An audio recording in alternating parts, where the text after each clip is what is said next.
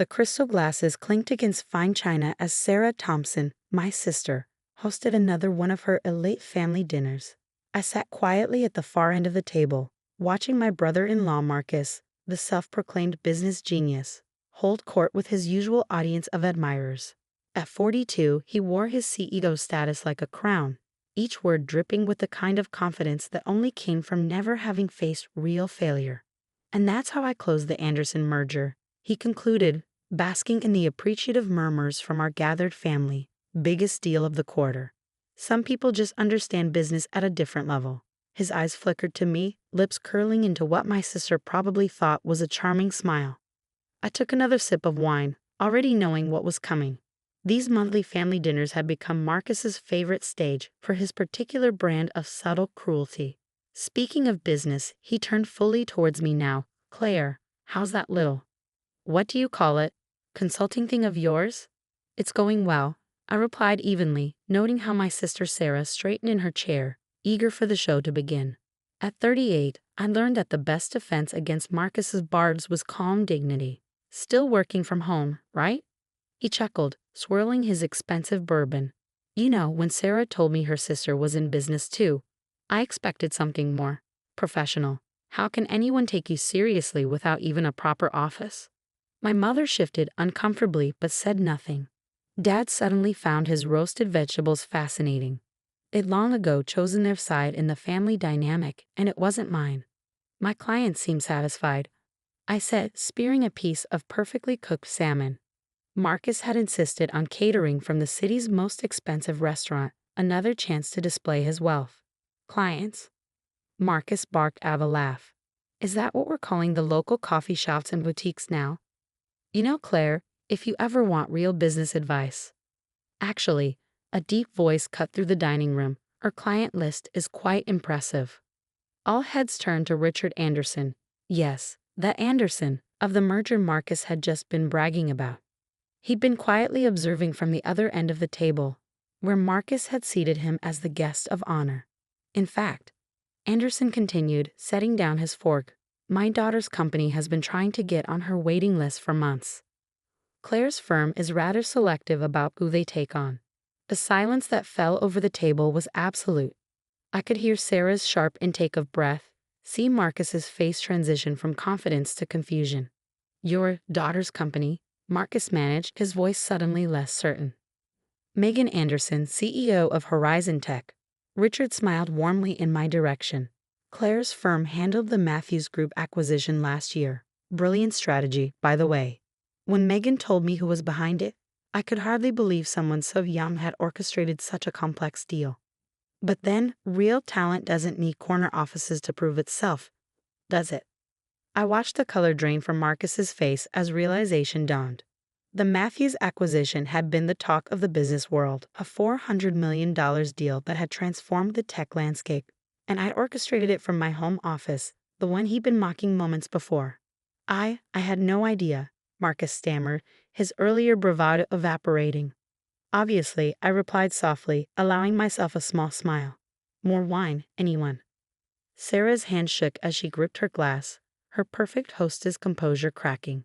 Our mother's mouth had fallen open slightly, and Dad was now staring at me as if seeing me for the first time.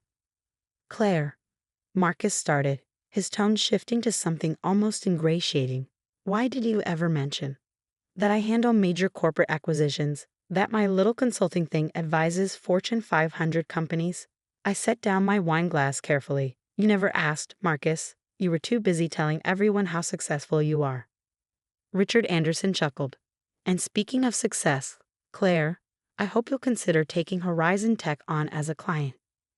Megan's been quite persistent about wanting to work with you. Of course, Marcus jumped in. Anything for family. I'm sure Claire would be happy to. I'm afraid my schedule is quite full, I interrupted smoothly. But Mr. Anderson, please tell Megan to have her team send over the proposal. I'll review it personally. Marcus's face flushed red. The Anderson merger he'd been bragging about minutes ago, his biggest deal of the quarter, was worth less than half of what I handled for Matthews. And now his direct line to Richard Anderson was watching me with obvious respect while barely acknowledging Marcus's presence. Claire, Sarah found her voice, though it trembled slightly, Why didn't you tell us? All these years. Tell you what, Sarah. That while you and Marcus were mocking my little business, I was building one of the most respected consulting firms in the industry. That the home office you love to ridicule has closed deals worth billions? I dabbed my lips with the linen napkin. Would you have believed me? Or would you have just found new ways to diminish my success? The truth hung heavy in the air. They wouldn't have believed me. They'd been too invested in their narrative of Marcus as the family's business genius and me as the struggling younger sister who couldn't quite measure up. But your clothes. Sarah gestured weakly at my simple black dress. Your car, you live in that small house. Because I don't need to prove anything to anyone, I replied. Success speaks for itself. It doesn't need designer labels or luxury cars to be real. Richard Anderson nodded approvingly. That's precisely why your reputation in the industry is so sterling, Claire. No flash, all substance. The exact opposite of. His eyes flickered to Marcus briefly. Certain other approaches. Marcus's hand tightened around his bourbon glass. His carefully cultivated image of business brilliance was crumbling, and with it his standing in the family. But I wasn't done yet. Not even close. Mr. Anderson, I turned to Richard, ignoring Marcus's attempts to catch my eye. I'd love to hear more about Horizon Tech's expansion plans. Perhaps over dinner next week. I know a wonderful little place. The new French restaurant on Fifth. Marcus interjected desperately. I'm a member there. I cold. Actually, I smiled. I own it. One of my small side investments. Nothing like running a major corporation, of course, but it turns a nice profit. The restaurant Marcus had been trying to get a membership to for months. The one he bragged about finally getting into. He'd never known that every time he dined there, he'd been in my establishment.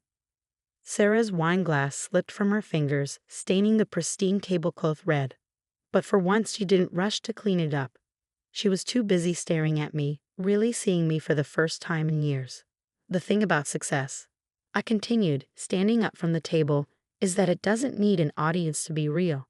While you were all focused on Marcus's latest promotion or Sarah's country club membership, I was building something lasting, something real. I reached for my simple leather handbag, not designer, but handmade by an artisan I'd helped start their business. Thank you for dinner, Sarah. Mr. Anderson, I'll have my office contact you about that dinner next week. As I walked toward the door, I heard Marcus's strained voice. Claire, wait, perhaps we should discuss. Discuss what? I turned back briefly. How you spent years mocking my business? How you treated me like a failure because I didn't brag about my success? Or maybe how you're suddenly interested in my little consulting thing now that you know who my clients are. The silence was deafening. Sarah had sunk back in her chair, her perfect dinner party in ruins. Our parents were looking anywhere but at me. And Marcus looked like a man watching his carefully constructed world crumble. Send me the dinner bill, Sarah, I called over my shoulder. I know how Marcus hates to spend money on family charity cases. The door closed behind me with a satisfying click, leaving them to digest not just their expensive catered meal, but the realization that they'd spent years underestimating exactly the wrong person. And this was just the beginning, because what they didn't know, what Marcus was about to find out, was that his company's upcoming merger, the one he'd been counting on to secure his position as CEO, was about to face an unexpected complication. One that had everything to do with the sister-in-law he dismissed for so long. The morning after the dinner party, my phone exploded with notifications. Text messages from Sarah, voicemails from Marcus, even emails from my parents, all suddenly desperate to clear up any misunderstandings. I smiled, remembering Marcus's face when Richard Anderson had revealed who I really was. But I wasn't interested in their belated attempts at reconciliation. I had a merger to stop. You see, what Marcus didn't know, what he'd been too arrogant to investigate, was that his company's upcoming merger wasn't just another deal. It was a carefully orchestrated plan, one I'd been developing for months. Claire, my assistant's voice came through the intercom of my home office. Yes, the same one Marcus had mocked. Mr. Anderson is on line 1. I picked up the phone, settling into my ergonomic chair. My little home office might not have impressed Marcus, but its technology rivaled any corporate headquarters. Richard, good morning. Claire, his warm voice filled the line. I must say, dinner last night was enlightening. Your brother-in-law seems to be having quite the morning. He's been trying to reach me since dawn. I could imagine. Marcus's entire career hinged on this merger, the one he thought would cement his position as CEO, the one he'd been bragging about at every family gathering for months. Has he figured it out yet? I asked, pulling up the merger documents on my triple monitors. Not yet, Richard chuckled, though he might want to take a closer look at who's been quietly buying shares in his company over the past 6 months. Ah, yes, the investment firm that had been accumulating a significant stake in Marcus's company, the one operating through a series of shell companies, the one that through a complex web of corporations belonged to me. Claire. Sarah's name flashed on my phone again. I declined the call. Your sister seems persistent, Richard observed. They all are, now that they know. I signed off on another document, watching as my ownership percentage ticked up another fraction. Amazing how success changes people's perspective. The next few days were a symphony of panic from Marcus's corner. He finally started digging into the merger details, probably hoping to impress me with his business acumen. Instead, he discovered something terrifying. His company was being systematically purchased by an unknown entity. You have to help me. He cornered me outside my favorite coffee shop, not coincidentally, one of my first consulting clients. Claire, whatever bad blood there is between us, this is my career we're talking about. I took a sip of my artisanal latte. Funny, I thought it was just a little coffee shop last month when you mocked me for helping them expand. I was wrong, okay. He ran his hands through his perfectly styled hair, messing it up in a way Sarah would have hated. I was arrogant and stupid, but please, if this merger falls through, then what, Marcus? You'll have to work your way up like everyone else. Start something from scratch.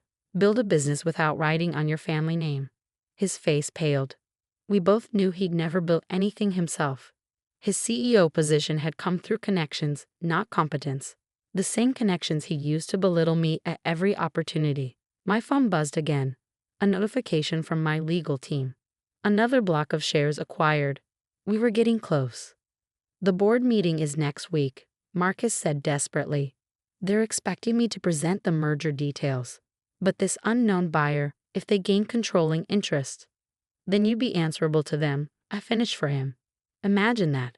The great Marcus Thompson having to justify his business decisions to someone else. The realization dawned in his eyes slowly. Claire, the buyer, it's not. My phone buzzed again. A text from Richard Anderson. Megan's team just sent over the Horizon Tech proposal. Impressive plans.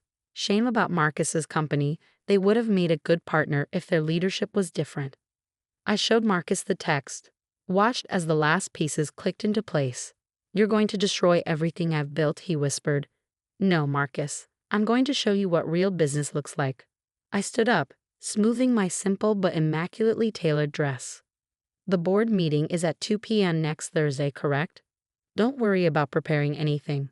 I'll be handling the presentation. The week that followed was chaos. Sarah showed up at my house twice, begging me to reconsider.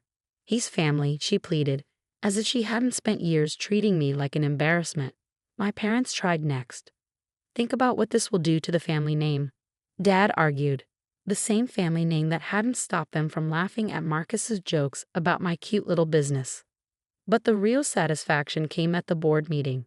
I walked into the room Marcus had dominated for so long, taking my seat at the head of the table. The other board members, old men who'd never questioned Marcus's leadership, stared in confusion. Gentlemen, I began, as Marcus slumped in his chair. I represent Quantum Ventures, the investment firm that now holds a controlling interest in this company. We've reviewed the proposed merger extensively, and we have some concerns about the current leadership strategy. For the next hour, I methodically laid out every mistake Marcus had made, every rushed decision, every missed opportunity, every instance where he chosen flash over substance. The board members' expressions shifted from confusion to concern to outright alarm. Therefore, I concluded, our first act as majority shareholder will be to recommend new leadership. Someone who understands that real business success isn't about corner offices or country club memberships. It's about solid strategy, careful planning, and actual results. Marcus stood up, his face red. You can't do this. I built this company. Did you? I pulled out a folder. Because our analysis shows that company value has actually decreased under your leadership. The only thing keeping your position secure was this merger, a merger that as of this morning is no longer happening. The board erupted in chaos. Marcus tried to speak, but his voice was drowned out by angry shareholders demanding explanations. I sat quietly, watching years of his carefully constructed facade crumble. Oh, and Marcus, I added as he headed for the door, his career in shambles. You might want to start looking for a new country club membership. The one you have is about to be discontinued. The aftermath was everything I'd planned for. Marcus was forced to resign, his reputation in tatters. Sarah's social circle, the one she used to mock my simple lifestyle, suddenly discovered that the sister they dismissed was now controlling one of the city's largest companies. My parents called a family meeting, probably hoping to salvage something from the wreckage. I attended out of curiosity. You've made your point, Mom said, her voice trembling. Surely we can fix this as a family. I looked around the table. Marcus, without his designer suit and corporate swagger. Sarah, her perfect image tarnished by association. My parents finally forced to acknowledge that their golden couple wasn't so golden after all. Fix what? I asked calmly. I simply did business. Isn't that what Marcus always wanted? For me to understand real business. But it's destroyed him, Sarah protested. His career, his reputation. No, I corrected her. His arrogance destroyed him. His need to diminish others to feel important. I just showed everyone what was already there. I stood up, gathering my things. The company will do better under new leadership. The shareholders will be happier, and Marcus, well, I hear there's good money in running a home-based business. If you can handle working without a proper office, that is. The irony wasn't lost on anyone. 5 years later, the company had doubled in value under new leadership. I'd merged it with Horizon Tech, creating one of the largest tech consultancies in the country. Marcus had tried starting his own firm, but without his corporate title and family connections, he discovered that business success required more than a corner office and an expensive suit. Sarah still hosted family dinners, though they were considerably less grand now. Sometimes, when I attended, I'd catch Marcus staring at my simple clothes and modest lifestyle with new understanding. He finally learned what I'd known all along: real success doesn't need to announce itself. The small home office where I built my empire remained unchanged, but now, on its wall, hung a framed photo from that last board meeting. Marcus's face, as he realized that the sister-in-law he dismissed had orchestrated his downfall, was a masterpiece of karmic justice. Because sometimes the best revenge isn't just success. It's success they never saw coming. As for me, I still prefer working from home, still drive my reliable car, still live in my comfortable but modest house. But now, when Marcus passes me in his much reduced circumstances, he understands a fundamental truth. True power isn't in what you show, it's in what you know. And I'd known, all along, exactly what I was building.